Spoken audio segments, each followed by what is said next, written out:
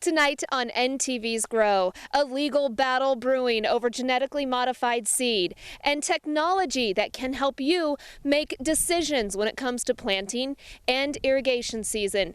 Also, a natural way to help boost the soil on your land. And that combine you have can help you make even more money in the off season. It's all tonight on NTV's Grow. Thank you so much for joining us.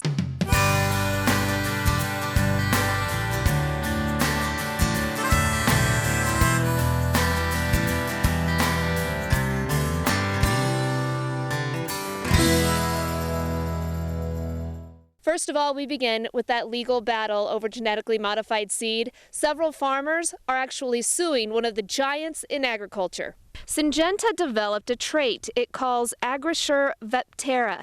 It's approved for use in the U.S., but China refuses to buy genetically modified crops it hasn't tested. Syngenta faces more than 50 lawsuits, claiming farmers have lost more than $1 billion because China won't buy the corn.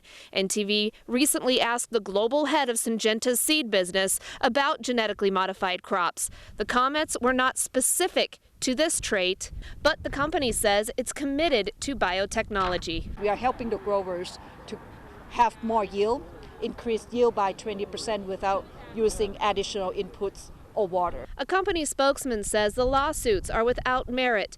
There are so many suits, a federal court panel may consolidate them into one case. An agreement reached and a resolution signed over the Republican River Compact. Colorado, Kansas, and Nebraska approved operational adjustments. The signed agreement addresses how water is administered for the benefit of irrigators in the basin.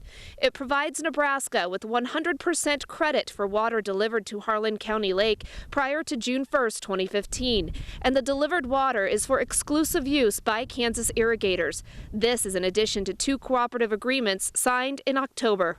Together, these 3 agreements change the traditional ways the compact was previously interpreted and implemented for a more cooperative approach. A death at a dairy in Shelby leads to an investigation by OSHA. A Latina worker was killed, hit by a front-end loader hauling hay in June. The Occupational Safety and Health Administration, OSHA, cited Double Dutch Dairy for 4 serious violations. OSHA says it was a horrible and senseless death. Learning ways to save water and money. There was a workshop in Phelps County, and NTV's John Jankowski takes a look at how new technology can help farmers make decisions when it comes to irrigating and planting. Water management specialist Stephen Burback showcases a soil moisture monitoring system. This modem sends readings to a website or smartphone app a farmer can access. This tells the farmer the best time to irrigate. It's just important that farmers really do start using this technology because honestly, we don't know what we're going to have 50, even 25 years down the road with water. So this type of technology just helps us limit how much we're putting on so it's not going to waste. This technology is important because of the recent water restrictions in McCook and Alma areas. One Smithfield farmer says he has plenty of water to use at his farm, but today he learned several ways to cut down on the amount of times he irrigates his crops. Right now, when the corn price is below the cost of production, we need to be as efficient as we can in water use and fertilizer use and everything we do. One farmer jots down notes of online resources he can use towards his advantage. Spokeswoman with the High Plains Climate Center, Martha Scholsky, hopes more area farmers use the tools they offer on the web. I think to increase that number, going out and getting out in the community and going to events like this, going to where the people are and listening to them, trying to understand what do they need and what do they want in terms of climate information. So that's a big goal of ours. She adds half of the farmers at the conference use these online tools. With the recent cold temperatures that we've had, a lot of livestock producers were trying to find ways to protect their livestock. The USDA also reports the unseasonably cold conditions slowed final harvest activities. 91% of corn crop is harvested.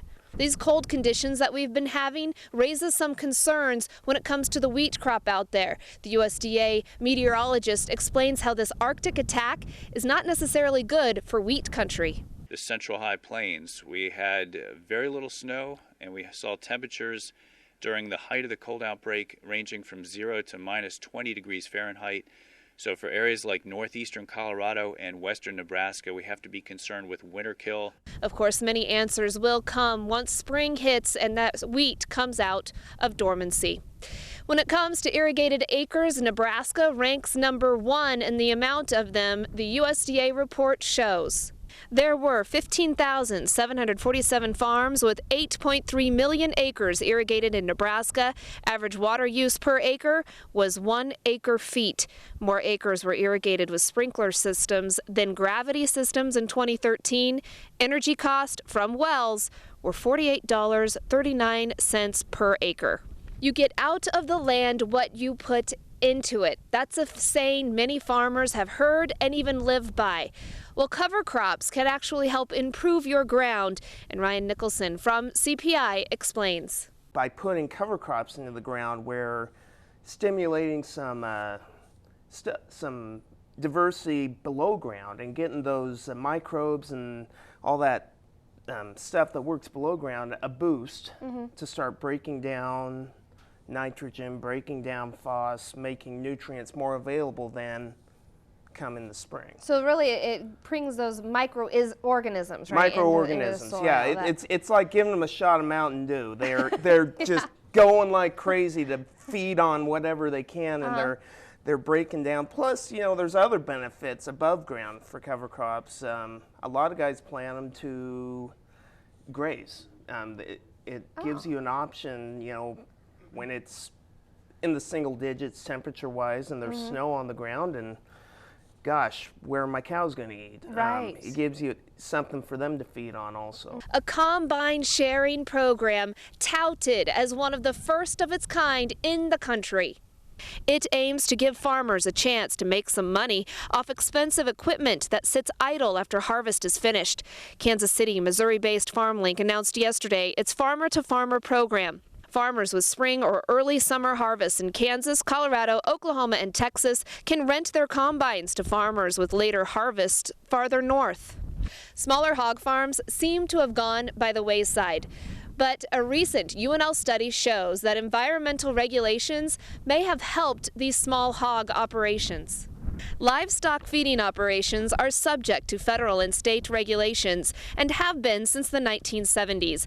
The Office of University Communications released the study results. The study shows because small farms did not have the expense of complying with environmental regulations, they benefited from prices pushed upward because of smaller supply.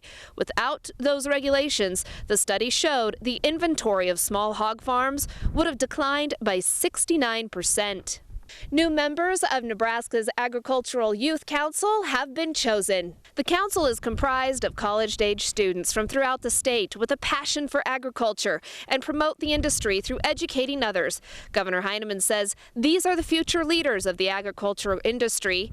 The NAYC is entering its 44th year. The primary focus of the NAYC is to coordinate the annual Nebraska Agricultural Youth Institute, a 5-day summer conference for current high school juniors and seniors. And several youth in our area were able to participate in the Nebraska Youth Beef Leadership Symposium. This is designed to introduce youth to career opportunities in the beef industry. They were able to interact with faculty and learn about current research, meat science, beef quality assurance, and marketing. Some of them also were able to develop and market a beef product and work with a professional chef from Omaha Steaks. The Gateway Farm Expo, bigger and better this year. We're going to take a peek, and we also have your grow forecast coming up after the break.